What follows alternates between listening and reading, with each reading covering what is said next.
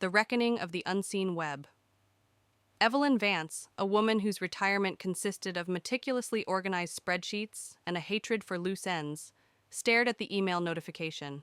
A $130,000 corporate credit card had been activated in her name.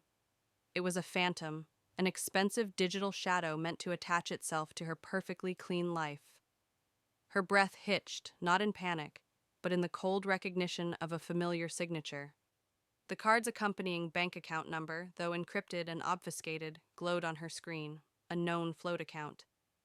The signature of Marcus Thorne, her ex-husband, a corrupt investment banker who had thought their divorce meant the death of her ability to dissect his finances. A beacon, Evelyn muttered, a chilling understanding settling over her. Marcus wasn't gifting her a lavish spending spree.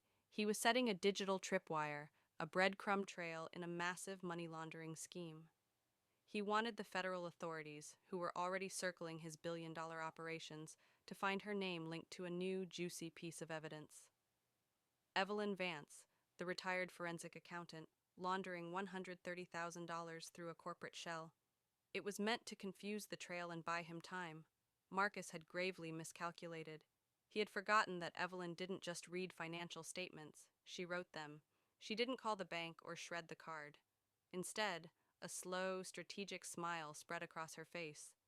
Marcus had handed her a weapon, and she intended to use it to perform the most satisfying financial audit of her life. Over the next 3 weeks, Evelyn began her calculated counterattack, working from the secure confines of her minimalist home office. The $130,000 wasn't for designer clothes or a sports car. It was for bait. First, $4,500 went to a cutting-edge data scraping software license, a tool Marcus used but would never expect her to purchase. Next, $12,000 was routed through multiple layers of cryptocurrency exchange for 3 years of offshore hosting fees with a provider known for unbreakable anonymity. The purchases were small enough not to immediately trigger a fraud alert, but confusing enough to become digital quicksand. She registered 3 new shell corporations: Artemis Labs in Delaware, Ouroboros Holdings in Nevis, and the Vance Trust, a cheeky nod to her own name, in the Seychelles.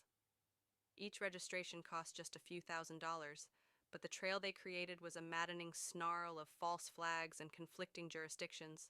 Marcus's system, designed to track the card's location and total value, would be clogged with useless data, transactions that looked like a sophisticated rival money launderer was trying to set up shop, not a retired accountant buying groceries.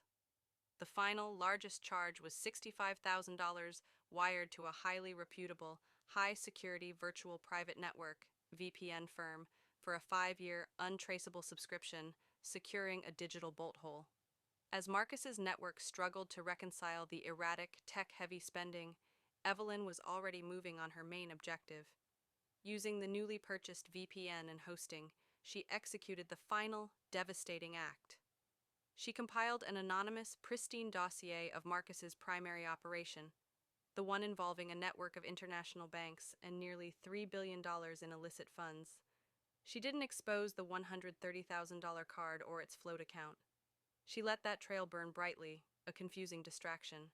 Instead, she dropped the billion-dollar bomb onto the federal authorities' most secure whistleblower portal.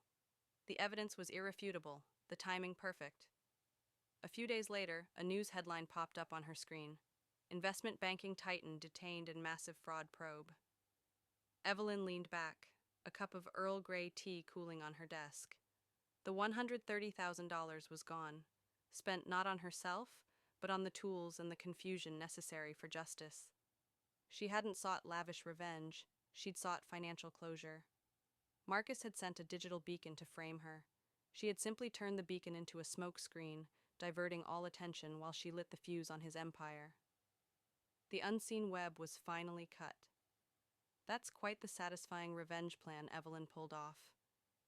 Do you have a favorite part of her strategy, or are you interested in what happens next now that Marcus is detained?